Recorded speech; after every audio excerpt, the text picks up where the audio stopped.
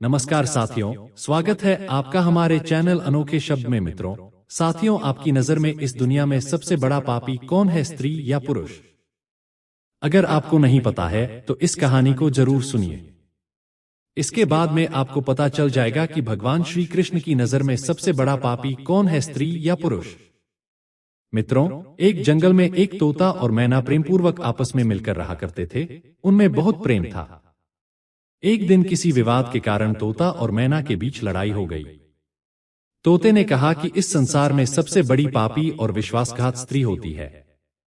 मैना ने जवाब दिया कि इस संसार में सबसे ज्यादा पापी और विश्वासघात पुरुष होते हैं। वे दोनों आपस में लड़ते रहे और अपने विवाद के निदान के लिए वे भगवान श्री कृष्ण के पास गए और अपनी बात बताई। श्री कृष्ण ने तोते से कहा, तुम कैसे कह सकते हो कि संसार में स्त्री पुरुषों की अपेक्षा ज्यादा पापी और विश्वासघात होती है? साथियों, अगर आप यह कथा सुन रहे हैं तो पूरा सुनिए। इस कथा को आधा अधूरा छोड़कर जाने की गलती मत करिएगा, क्योंकि इस पवित्र कथा को पूरा सुनने से मन चाहे फल की प्राप्ति होगी और आपको बहुत ही बड़ा ज्ञान मिलेगा। इसलिए इस कथा को पूरा सुने। आप कृष्ण भक्त है तो कान्हा का अनादर ना करें। तब भगवान श्री कृष्ण से तोता बोला, प्रभु, मैं आपको एक कहानी सुनाना चाहता हूँ जिससे हम सबको यह साबित होगा कि स्त्री पुरुषों की अपेक्षा ज्यादा पापी और विश्वासघात होती है। फिर भगवान श्री कृष्ण बोले, ठीक है, तुम कहानी सुनाओ। तोता कहानी शुरू करने वाला ही होता है कि तभी माता रुक्मणी आ जाती है और कहती है, प्रभु, मुझे भी यह कहानी सुननी है, मैं भी सुनना चाहती हूँ। तब भगवान कृष्ण कहते हैं, ठीक है, बैठो, आप भी सुन लो। फिर तोता भगवान श्री कृष्ण और माता रुक्मणी के सामने कहानी सुनाने लगता है। तोता कहता है कि एक राज्य में उग्रसेन नाम का राजा राज्य करता था। उसके पास 4 बेटे थे जो सभी बहुत ही बहादुर और प्रतापी थे। लेकिन सबसे बड़ा बेटा, जिसका नाम चंद्रसेन था, वह न केवल प्रतापी बल्कि बहुत ही सुंदर भी था। उसकी पत्नी चंद्रप्रभा भी बहुत ही सुंदर और रूपान थी। वह अपने आगे किसी दूसरी स्त्री को सुंदर नहीं मानती थी। एक दिन राजा अग्रसेन ने अपने बेटे चंद्र को उसकी किसी बात पर नाराज होकर राज्य से निकाल देने का आदेश दिया। राजा का यह आदेश सुनकर के सभी इस बात से चिंतित हो गए। फिर चंद्रसेन अपने महल में गया और उदास हो गया। उधर चंद्रसेन को उदास देखकर उसकी पत्नी ने पूछा, प्राणनाथ, आप उदास क्यों हैं? आप इतने मुरझाए हुए क्यों हैं? राजकुमार होकर भी आप इतने चिंतित क्यों हैं? तब चंद्रसेन सोचने लगा कि मैंने बहुत बुरा किया है और अपनी सारी बात अपनी पत्नी को बता दी। उसी समय उसकी पत्नी मूर्छित हो जाती है। फिर दासिया ने चंद्रप्रभा पर गुलाब के पानी का छिड़काव किया। तब जाकर वह होश में आई। अब होश में आकर चंद्रप्रभा ने अपने पति राजकुमार चंद्रसेन से कहा, आप मुझे दासी को छोड़कर अन्य प्रदेश चले जाएंगे तो मैं आपके बिना कैसे जी पाऊंगी? मैं भी आपके साथ ही चलूंगी। तब राजकुमार चंद्रसेन कहता है, तुम मेरे साथ कैसे चल सकती हो? क्योंकि दूसरे राज्य में अनेक प्रकार के संकट होते हैं और तुम नाजुक महलों में रहने वाली महलों के बिना यह कष्ट कैसे बर्दाश्त कर पाओगी? फिर तो राजकुमार चंद्रसेन की बात को सुनकर राजकुमारी चंद्रप्रभा कहती हैं, प्रीतम, जितने भी दुख दूसरे राज्य में आएंगे वह सब हमारे साथ होते हुए सुखी लगेंगे, लेकिन महल के सुख बिना आपके जंगल के दुखों से भी अधिक डरावने लगेंगे। इसलिए मैं भी आपके साथ चलूंगी। अब तोता कहता है, प्रभु राजकुमारी। चंद्रप्रभा की आंखों में आंसू देखकर चंद्रसेन ने मन में सोचा कि वह मेरे बिना नहीं रह सकती, इसीलिए मुझे इसको तड़पते हुए छोड़कर जाना सही नहीं होगा।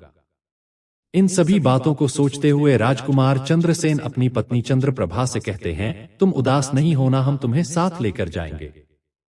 इस बात से चंद्रप्रभा खुश हो जाती है और अपने पति के साथ जाने की तैयारी करने लगती है।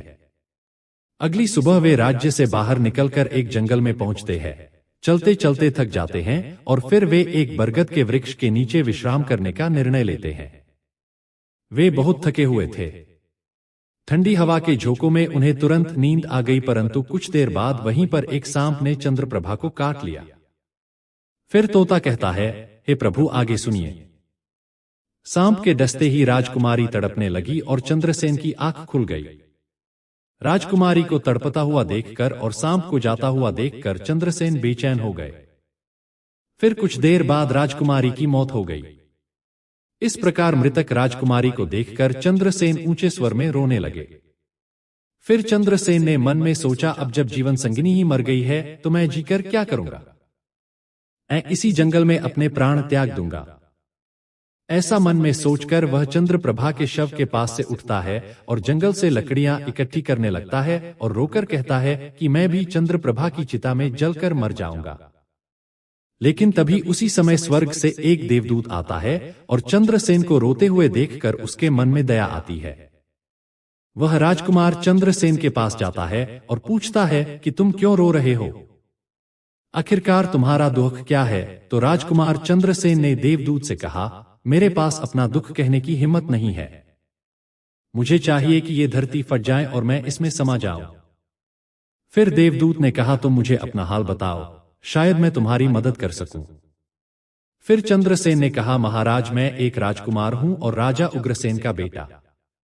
मेरे पिता ने मुझे राज्य छोड़ने के लिए कहा था, इसलिए मेरी पत्नी और मैं इस जंगल में चलते चलते यहां आ गए। यहां आकर मेरी पत्नी को सर्प ने काट लिया और उसकी मृत्यु हो गई और मैं लकड़ियां इकट्ठा कर रहा हूं ताकि मैं अपनी पत्नी के साथ ही जलकर अपने आप को भी अग्नि के हवाले कर सकूं। तब तोता कहता है, प्रभु आगे सुनिए। चंद्रसेन की बातों को सुनकर देवदूत कहते हैं, राजकुमार तू बड़ा मूर्ख है। यह संसार है, यहां इंसानों का आ जाना लगा रहता है। इस शरीर को एक दिन सबको त्यागना पड़ेगा। तू भी इसे जानता है। इस संसार में कोई भी किसी के साथ नहीं आता और ना ही किसी के साथ जाता है। फिर भी तुम मूर्खों की तरह यह बात कर रहे हो। अगर तू जीवित रहेगा तो बहुत सारी रानियां तुझे मिलेंगे, इसलिए मेरे कहने पर मरने का विचार छोड़ दो। इस मानव शरीर को प्राप्त करने के लिए देवता भी बेहद इच्छुक होते हैं। तो फिर इस शरीर को क्यों नष्ट करना चाहता है? इस प्रकार देवदूत के शब्दों को सुनकर चंद्रसेन कहता है, महाराज, आपने जो कुछ कहा है वह सत्य है, किंतु ऐसी पतिव्रता पत्नी मुझे किसी जन्म में भी नहीं मिलेंगे, इसलिए मैं इसके साथ ही मरूंगा। चंद्रसेन के विचार सुनकर देवदूत ने जान लिया कि यह अपनी पत्नी के बिना नहीं रह सकती है। तब देवदूत ने चंद्रसेन से कहा, राजकुमार, तेरी पत्नी को जीवित करने के लिए केवल एक ही उपाय है। अब तुम मेरी बात को ध्यान से सुनो। यदि तू इस उपाय को कर सकता है तो तेरी पत्नी जीवित हो सकती है। फिर चंद्रसेन ने कहा, महाराज, आप जो कुछ भी कहेंगे वह सब करने के लिए तैयार हूं, केवल मेरी पत्नी को जीवित कर देना।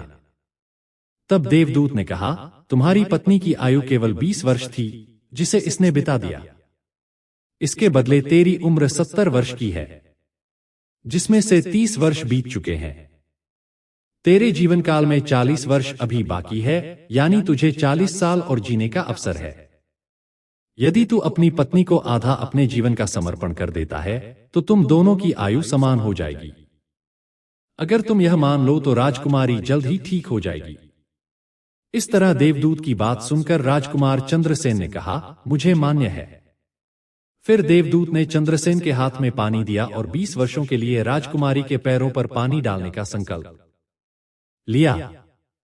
अब जैसे ही चंद्रसेन ने संकल्प किया कि वह जल को रानी के पैरों पर डालेगा, देवदूत ने कह दिया, पानी को पैरों पर डालने से पहले मेरी एक बात को ध्यान से समझ लो। इसमें एक गुप्त रहस्य भी है। अभी तो तुझे राजकुमारी की आवश्यकता है, तुम पानी डालकर उसको बचा सकते हो, लेकिन भविष्य में अगर राजकुमारी की आवश्यकता नहीं पड़ती है तो तुम अपने संकल्प को वापस भी ले सकते हो, और जब तुम यह संकल्प वापस लेते हो तो तुम्हारी पत्नी की तुरंत ही मौत हो जाएगी। परंतु एक बात हमेशा याद रखना, इस संकल्प को कभी वापस ले सकने की बात राजकुमारी से मत कहना, वरना तुम अपने संकल्प को वापस नहीं ले सकोगे। हमेशा याद रखना, जीवन में कुछ बातें हमेशा छुपा कर रखनी चाहिए, क्योंकि कभी कभी यह बात काम आ सकती है। फिर तो ऐसा कहकर और उस रानी के सामने न आकर वह देवदूत जो थे अंतर ध्यान में चले गए। चंद्रप्रभा को होश आ जाता है। तब चंद्रसेन राजकुमारी से कहता है, तुम सो गई थी और बहुत थकी हुई थी, इसलिए मैंने तुम्हें नहीं जगाया। इस प्रकार राजकुमार चंद्रसेन ने अपनी पत्नी से सारी बातें छुपा ली कि सर्प ने तुम्हें काट लिया था और तुम मर गई थी। मैंने तुम्हें फिर जीवित कैसे किया है? सब राजकुमार ने अपनी पत्नी से छुपा लिया। फिर तोता बोला, प्रभु। फिर वह दोनों आगे बढ़ रह गए। कई दिनों बाद उन्होंने एक बहुत ही सुंदर स्थान देखा। वहां पर एक भिक्षु की कुटिया थी। जब वे वहां पहुंचे तो उन्होंने देखा कि एक सुंदर युवा भिक्षु शांति से बैठकर कोई साधना कर रहा था। वे दोनों बहुत ही थके हुए थे, इसलिए वे भिक्षु के पास बैठ गए। उस समय राजकुमार ने अपनी पत्नी से कहा, राजकुमारी, हमें प्यास लगी है, हम कुएं पर जाकर पानी पी लेते हैं। अगर तुम भी प्यासी हो तो तुम्हारे लिए भी पानी ले आते हैं। तब राजकुमार की बात को सुनकर चंद्रप्रभा ने कहा, मुझे तो प्यास नहीं लगी है, आप जाइए और पानी पी आई। इसके बाद राजकुमारी का जवाब सुनकर राजकुमार चंद्रसेन एक लंबी रस्सी लेकर कुएं की ओर जाते हैं। चंद्रसेन पानी पीने पहुंचे तो राजकुमारी चंद्रप्रभा उस भिक्षु की ओर देखती है। चंद्रप्रभा भिक्षु की सुंदरता को देखकर उस पर मोहित हो गई, उसको दिल दे बैठी थी। अब वह भिक्षु से कहती है कि हे महोदय, आप तो यहां बहुत खुशी से रहते हैं। भिक्षु ने कहा, तुम भी मेरे साथ रह सकती हो, लेकिन तुम्हारे पति भी साथ में है, तो हम कैसे तुमको रख सकते हैं। इसके बाद राजकुमारी चंद्रप्रभा ने भिक्षु के सामने अपनी प्रेम लीला प्रकट की तो भिक्षु ने कहा, मैं एक उपाय बताता हूं, तुम अपने पति को जिस कुएं में वह पानी पीने गया है उसी कुएं में धकेल देना, फिर जो होगा हम देख लेंगे। फिर भिक्षु की बात सुनकर चंद्रप्रभा ने कहा, ठीक है, मैं ऐसा ही करूंगी। अब इतनी ही देर में राजकुमार चंद्रसेन पानी पीकर राजकुमारी के पास आया तो वह कहने लगी, मुझे भी अब प्यास लग रही है, कुएं पर वापस चलकर मुझे भी पानी पिलाओ। तो राजकुमार चंद्रसेन बोला, मैंने तुमसे पहले ही पूछा था और तुमने मना कर दिया था। खैर, अगर तुमको प्यास लगी है तो मैं अभी पानी लेकर आता हूं। तब चंद्रसेन पानी लेने चला तो चंद्रप्रभा भी उसके साथ चल दी और कहने लगी, मैं भी तुम्हारे साथ चलती हूं। बेचारा चंद्रसेन तो उसके प्रेम में पागल था, उसको क्या मालूम था कि यह मेरे प्राण लेने के लिए मेरे साथ आ रही है। साथियों, वास्तव में विद्वान सच कहते हैं कि स्त्रियों के चरित्र को देवता भी नहीं जान सकते। मानव क्या चीज है उनके जाल में, अच्छे बुद्धिमान भी फंस जाते हैं। जब राजकुमार चंद्रसेन कुएं पर जाकर पानी भरने के लिए बाल्टी डालता है तो चंद्रप्रभा अपने पति यानी राजकुमार चंद्रसेन को धक्का देकर कुएं में गिरा देती है और खुद उस भिक्षु के पास चली जाती है। वह भिक्षु राजकुमारी को अपने साथ ले जाकर एक राज्य में बस जाता है। वहां दोनों खुशी से रहने लगते हैं। भिक्षु ने फिर चंद्रप्रभा को ऐसा नाचना और गाना सिखाया कि वह नृत्यांगना के रूप में मशहूर हो गई। धीरे धीरे वह राजकुमारी पूरे नगर में प्रसिद्ध हो गई। इस तरह चंद्रप्रभा के नृत्य और गीत के कारण उस भिक्षु के पास लाखों रुपए बन गए। राजकुमारी भी उस भिक्षु के साथ मस्ती में रहने लगी। जिस समय चंद्रप्रभा ने अपने पति चंद्रसेन को कुएं में धकेल दिया था, तब संयोग से एक जीर जो कुएं में लटकी थी उसे चंद्रसेन ने पकड़ लिया था और उसको पकड़कर कुएं में लटकता रहा। ईश्वर को याद करते हुए वह सोचने लगा, क्या यही मेरे प्यार की सजा है। कुछ समय बाद बंजारों का एक काफिला वहां आया। काफिले में से एक बंजारा बाल्टी लेकर कुएं का पानी भरने लगा। जब उसने पानी में बाल्टी डाली तब चंद्रसेन ने उसकी बाल्टी को हाथ से पकड़ लिया। बंजारा यह देखकर चौंक गया और पूछा, तुम कौन हो। राजकुमार चंद्रसेन ने कहा, भाई मैं अटका हुआ हूं, मुझे यहां से निकालो और मेरी जान बचाओ। मैं सारी जिंदगी आपके उपकार को नहीं भूलूंगा। और ऐसा कहकर के राजकुमार चंद्रसेन बंजारे से प्रार्थना करने लगा। फिर राजकुमार चंद्रसेन के दुख को देखकर बंजारे को उस पर दया आ गई और उसने चंद्रसेन को कुएं से बाहर निकाल लिया और फिर पूछा, ए भाई तुम कौन हो, तुम इस कुएं में कैसे गिरे, तुम मुझे अपना हाल बताओ। तब चंद्रसेन ने कहा, भाई मैं अपना हाल आपसे कैसे कहूं, जो मुश्किलें मेरे साथ हुई है, भगवान ना करें किसी के साथ ऐसा हो। फिर चंद्रसेन ने कहा, यदि तुम मुझसे जानना ही चाहते हो तो मैं आपको अपनी कहानी सुनाता हूं। मैं एक राजकुमार हूं, मेरे पिता ने मुझे राज्य से निकाल दिया था, इसलिए मैं अपनी प्रिय पत्नी के साथ एक जंगल में पहुंच गया। मेरी पत्नी और मैं एक दूसरे से बहुत प्यार करती थी। जंगल में एक सांप ने मेरी पत्नी को काट लिया, जिससे उसकी मृत्यु हो गई। मैं जब अपनी पत्नी के साथ मरने जा रहा था तब एक देवदूत ने मुझ पर दया की और मेरी आयु के 20 वर्ष मेरी पत्नी को देने के बाद उसे पुनः जीवित कर दिया। फिर हम उस जंगल से आगे बढ़े। कुछ दिनों बाद हम एक स्थान पर पहुंचे जहां एक भिक्षु का डेरा था। मुझे प्यास लगी, मैं पानी पीने गया। जब मैं वापस आया तो मेरी पत्नी ने मुझसे कहा कि उसको भी प्यास लगी है। मुझे भी पानी पिलाओ। और इसी तरह कहकर मेरी पत्नी उस कुएं पर आ गई। कुएं से पानी निकाल रहा था तो उसने मुझे पीछे से धक्का दे दिया। कुएं में लटकी हुई यह जीर मेरे हाथ में आ गई, जिससे मैं कुएं में गिरने से बच गया। और फिर जब आप आए तो मैंने आपको आवाज दी। इसके बाद आपने मुझे कुएं से बाहर निकाला। अब तोता बोला। प्रभु, इस प्रकार राजकुमार चंद्रसेन ने दुखी मन से सारा हाल उस बंजारे से कह दिया और फिर अपनी व्यथा सुनाकर चंद्रसेन चुप हो गया। उधर बंजारे ने उसकी बात को सुना और राजकुमारी की करतूत सुनकर दुखी होकर कहा कि स्त्रियों का चरित्र भगवान भी नहीं समझ सकते तो मनुष्य कैसे समझ सकता है। ऐसा कहकर बंजारे ने चंद्रसेन के सिर पर हाथ फेरा और कहा, तुम चिंता मत करो, भगवान बड़े दयालु हैं, वह तुम्हारी सहायता करेंगे। फिर उसने और कहा, तुम चाहो तो हमारे साथ कुछ दिन रुक सकते हो। राजकुमार चंद्रसेन उन बंजारों के साथ रहने को सहमत हो गया। फिर उनकी सहायता से वह कुछ दिनों बाद उसी राज्य में पहुंचा जहां उसकी पत्नी चंद्रप्रभा और वह रह रहे थे। उस राज्य को देखकर उसने बंजारे से कहा, भाई, मेरी इच्छा है कि तुम कुछ दिन इस राज्य में रहो। तब बंजारे ने कहा, जैसी आपकी मर्जी, मुझे कोई आपत्ति नहीं है। फिर राजकुमार चंद्रसेन जो बंजारे से विदा होकर राज्य में आया और काम की तलाश में घूमने लगा। कुछ दिनों बाद राजकुमार की मेहनत परिश्रम देखकर उसे एक बड़े व्यापारी ने अपने पास नौकरी पर रख लिया। इस तरह राजकुमार चंद्रसेन ने उस व्यापारी के पास रहना शुरू किया और बड़ी मेहनत और प्यार से अपने कर्तव्यों का निर्वाह करना शुरू किया। यह देखकर उस व्यापारी ने चंद्रसेन को बड़ा सम्मान दिया और उसे अपने यहाँ का मुनिम बना लिया। और इस तरीके से राजकुमार चंद्रसेन के दिन बड़ी खुशी खुशी गुजरने लगे। अब एक दिन नगर के राजा के यहाँ चंद्रप्रभा के नृत्य का आयोजन हुआ। राजा ने उस शहर के सभी बड़े व्यापारी और सेठों को अपने यहाँ नृत्य देखने के लिए आमंत्रित किया। जब राजकुमारी चंद्रप्रभा का नृत्य होने वाला था, शहर के सभी व्यापारी और सेठ साहूकार राजा के यहाँ पहुंच गए। चंद्रसेन, जो राजकुमारी के नृत्य और गायन की प्रशंसा सुनता था, उसने भी सोचा कि मुझे इस नृत्य को देखना चाहिए। वह भी राजा के दरबार में सेठ के साथ पहुंच गया। राजकुमारी ने के समान नृत्य किया और अपनी सुरीली आवाज में कई सुंदर रागों को प्रस्तुत किया। उसके गाने को सुनकर महफिल के सभी लोग आश्चर्य में आ गए और सभी ने बहुत सारे इनाम दिए।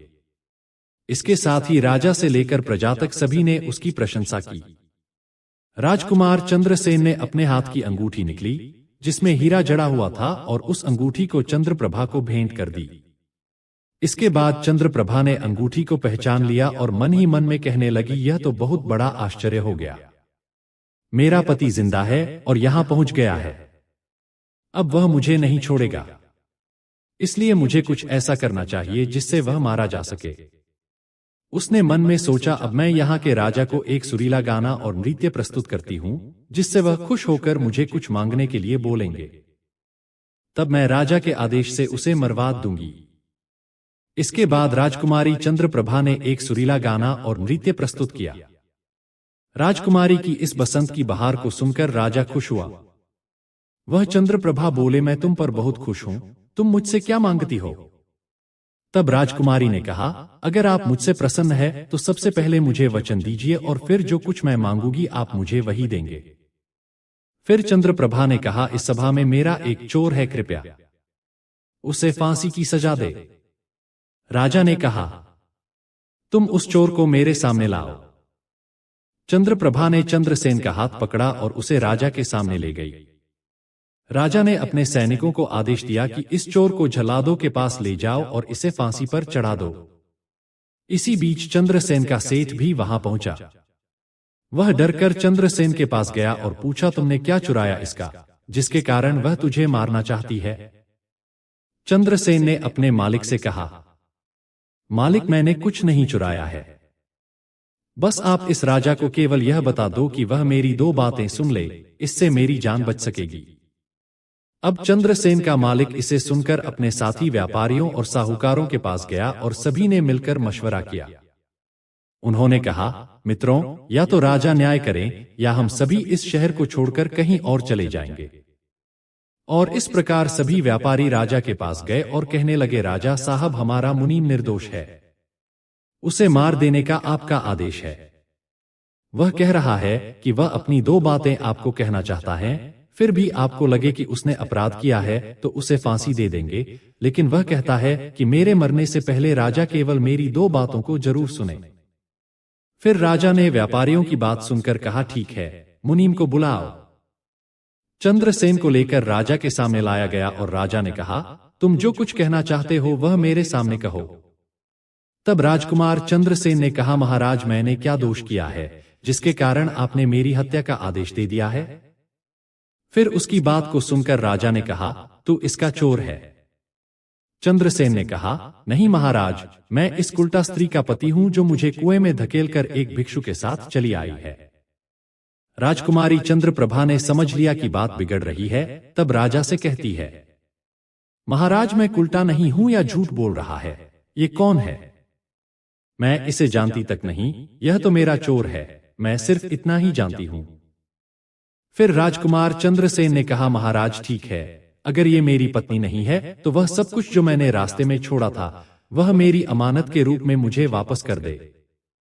राजकुमार ने अपनी अमानत को लौटाने की बात की तो राजकुमारी चंद्रप्रभा ने इसे स्वीकार कर लिया। तब चंद्रसेन ने कहा, अच्छा, अब तुम अपने हाथों में पानी लो, हमारा न्याय इसी सभा में होगा। पानी लेकर उसने जमीन पर रखा और कहा, वह वस्तु जो तुमने मुझे रास्ते में दी थी मैं अब वापस कर रहा हूं। चंद्रप्रभा ने भी पानी लिया और कहा, जो वस्तु उसने मुझे रास्ते में दी थी मैं अब वापस कर रही हूं। जैसे ही उसने अपने हाथों का पानी छोड़ा, राजकुमारी के प्राण छूट गए। यह दृश्य देखकर वहां के लोग हैरान रह गए तो राजा यह देख चिंतित होकर चंद्रसेन से कहा, यह क्या हो गया, बताओ मुझे सच्चाई। तब राजकुमार चंद्रसेन ने अपनी कहानी शुरू की, अपने जीवन की सब घटनाओं को खोलकर बताते हुए उसके देश निकाले जाने से लेकर अब तक की सभी घटनाओं को सुनाया। राजा ने सब कुछ सुनकर चंद्रसेन को अपने गले लगा लिया। अपनी बेटी की शादी चंद्रसेन के साथ करा दी। तोते ने कहा, प्रभु, मैंने इस कहानी को सुना है, मैं भी स्त्रियों से घृणा करता हूं और मैं यह कह सकता हूं कि इस संसार में स्त्रियां पुरुषों से अधिक पापी और विश्वासघात होती है। इस कहानी ने सबको हैरानी में डाल दिया। माता रुक्मणी ने कहा, प्रभु, मुझे लगता है कि तोता सच कह रहा है, लेकिन सभी स्त्रियों में से केवल एक दो ही बिना नैतिक मूल्यों और ईमानदारी के हो सकती है, परंतु पुरुषों में भी ऐसे कुछ है जो पापी और विश्वासघात हो सकते हैं। फिर भगवान श्री कृष्ण ने पूछा, ठीक है, तो मैना तुम कैसे सिद्ध करोगी? यह बात सुनकर मैना ने कहा, मैं भी एक कहानी सुनाती हूं जिससे स्पष्ट होगा कि स्त्री की तुलना में पुरुष अधिक पापी और विश्वासघात होते हैं। एक गांव में एक परिवार रहता था जो बहुत ही धनवान था और उस धनवान यानी सेठ का बेटा एक अद्भुत प्रकार का व्यक्ति था। सेठ का बेटा ऐसा जुआरी था कि सेठ उसके बारे में सोचते सोचते परेशान रहता था। एक दिन उसका बेटा जुआ खेल रहा था। उसी दिन उसके पिता का निधन हो गया। फिर भी उसने जुआ खेलना बंद नहीं किया, बल्कि पिता की मृत्यु के बाद वह खुलकर जुआ खेलने लगा और सब कुछ हार गया। फिर वह अपने गांव से दूर चला गया और एक सेठ के घर पहुंचा और सेठ से बोला, मुझे बहुत तेज प्यास लगी है, मुझे एक गिलास पानी मिलेगा? तो सेठ ने उस युवा से पूछा कि तुम कौन हो, क्या करते हो और कहां से आए हो? इसके उत्तर में उस युवा ने कहा, मैं एक व्यापारी हूं और यहां से जा रहा था तो सोचा कि पानी पीकर चला जाऊं। तब सेठ ने पूछा कि तुम कौन सा व्यापार करते हो? तब युवा कहता है, व्यापार करते समय मेरा सामान समुद्र में गिर गया, इसलिए यदि आप मेरी कुछ मदद कर दें तो अच्छा होगा। फिर सेठ ने लड़के की बात सुनी और फिर उसकी बातों के जाल में फंस गया और कहने लगा कि बेटा, तुम तो ठीक हो और कुछ कमा भी लेते हो, तो क्या मेरी बेटी से विवाह करोगे आप? तो यह बात सुनकर युवा खुश हो जाता है और विवाह के लिए हाँ कह देता है, जिसके बाद दोनों का विवाह हो जाता है। प्रभु, इस प्रकार से वह सेठ अपनी बेटी को बहुत सारे धन के साथ विदा कर देता है। उधर युवा लड़के को तो बस केवल धन के लिए विवाह करना था तो उसने वह भी कर लिया। अब विवाह के बाद जब युवा सेठ की लड़की को साथ लेकर जा रहा था तो एक जंगल आ गया। वहां पर युवा लड़का अपनी पत्नी से बोला, देखो हम अभी जंगल में हैं, यहाँ कोई चोर हमारे गहनों को चुरा सकता है, इसलिए आप अपने सभी गहनों को मुझे दे दे ताकि हम सुरक्षित रख सके। युवा की पत्नी ने अपने पति पर भरोसा किया और अपने सभी गहनों को उसे सौंप दिया, और वह भरोसा क्यों ना करे क्योंकि वह उनके पति थे। उसके बाद युवा ने अपनी पत्नी के गहनों को एक पारदर्शी थैली में बांध लिया और फिर वह जंगल में आराम से ठहरे। इस दौरान युवा के मन में लालच तो पहले से ही था, फिर वो और ज्यादा बढ़ गया। उसकी पत्नी के साथ जाने वाली एक दासी जिसे सेठ ने अपनी लड़की के साथ भेजा था, युवा ने उस दासी को मार डाला। फिर उसने अपनी पत्नी को एक कुएं में गिरा दिया और मन में यह विचार किया कि मैंने इसके साथ सिर्फ धन के लिए शादी की थी, मुझे धन मिल गया, और उसने सोचा कि वह पानी में डूबकर मर जाएगी। इस तरह सोचकर वह युवा वहां से चला गया। लेकिन उसकी पत्नी नहीं मरी और वह कुएं से बाहर निकलने के लिए आवाज देती रही। कुएं के पास से एक आदमी गुजर रहा था और जब उसने किसी महिला की आवाज सुनी तो उसने उस महिला को कुएं से बाहर निकाल लिया। फिर कुएं से बाहर निकलने के बाद महिला ने अपनी सारी जानकारी उस व्यक्ति को दी और उस व्यक्ति ने महिला को उसके पिता के घर पहुंचा दिया। अब जब महिला पिता के घर पहुंची तो उसके पिता ने पूछा, तुम्हारे साथ क्या हुआ? महिला ने कहा, पिताजी, जंगल में कुछ चोरों ने हम पर हमला किया था और दासी को मार दिया। मुझे कुएं में धकेल दिया और पति के बारे में कुछ पता नहीं है। बेटी की बातें सुनकर सेठ जी ने कहा, कोई बात नहीं, भगवान सब ठीक करेंगे। मैं ना बोली, प्रभु, इस दुनिया में पुरुष ही विश्वासघातियों और पापी हो सकते हैं। अब आपके हाथ में न्याय का फैसला है। मैंने भी आपको एक कहानी सुनाई है और तोते ने भी एक कहानी सुनाई है। अब आप ही न्याय करें। उसने भी अपनी पत्नी को मारा और सारा सामान लेकर के चला गया। अब तोता और मैना की कहानी सुनकर भगवान श्री कृष्ण बोले, ठीक है तोता और मैना, मैंने तुम्हारी कहानी को ध्यान से सुना है। अब मैं तुम्हारा न्याय करता हूं। सच में इस संसार में स्त्री और पुरुष के बीच ज्यादा पापी या विश्वासघाती कौन होता है? यह मेरे लिए स्पष्ट है। श्री कृष्ण जवाब देते हैं, बिना किसी शंका के यह सत्य है कि इंसान की सोच उसके स्तर से नीचे जा सकती है और वही पापी और विश्वासघात होता है। चाहे स्त्री हो या पुरुष, इंसान को किसी भी प्रकार के पाप करने से पहले यह सोचना चाहिए कि क्या वह सही है या नहीं। पापी और वे विश्वासघाती होने की कोई जाति नहीं होती, वह इंसान की सोच और कृतियों का परिणाम होता है। साथियों, वास्तव में इंसान की सोच उसके स्तर से नीचे जा सकती है और यही पापी और विश्वासघात बना देता है। धर्म ग्रंथों के अनुसार भारत काल में योगीराज कृष्ण ने अमृतत्व प्राप्त करने वाले गुरु द्रोण के पुत्र अश्वत्थामा को भ्रूण हत्या के प्रयास दंड देते हुए उसकी अमूल्य धरोहर मणि छीन ली थी, जिसके अभाव में शक्ति विहीन हो गया था। उल्लेखनीय है कि अभिमन्यु की पत्नी उत्तरा के गर्भ में पल रहे शिशु को मारने का प्रयास अश्वत्थामा ने किया था। तब उसकी रक्षा के लिए स्वयं भगवान कृष्ण ने उत्तरा के गर्भ में प्रवेश कर भ्रूण रक्षा की थी। यही कारण है धर्म ग्रंथ में जीव अथवा भ्रूण हत्या के विरोधी है। धर्म ग्रंथों के अनुसार नारी को शक्ति का स्वरूप माना गया है। इसके लिए हर युग में महापुरुषों ने उसकी पूजा की है।